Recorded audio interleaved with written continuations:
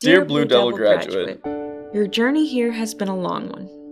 You've seen the good, the bad, and the ugly. But you finally made it. And although the ride has had its hills and valleys, you found a home in me that you can call your own. Between the late night study sessions at the library to the stressful final projects, you got comfortable. You may not miss the sound of your alarm going off for your 8 a.m. classes, or dealing with those projects that you know you should have started 8 weeks ago. Or even missing the bus when you know you should have woken up sooner. But you always somehow found a way to turn your mistakes into life lessons. You made some of your greatest memories with me. I know there are things you'll miss about me, like eating at the 5-star Fireside Cafe.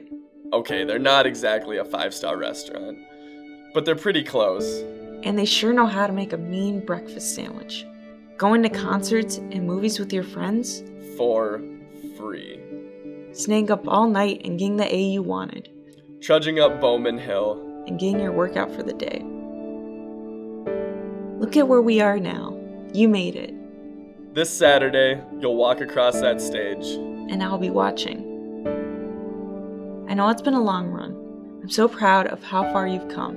And who you have become. No matter where your journey takes you, I will always support you. Through your sunny days.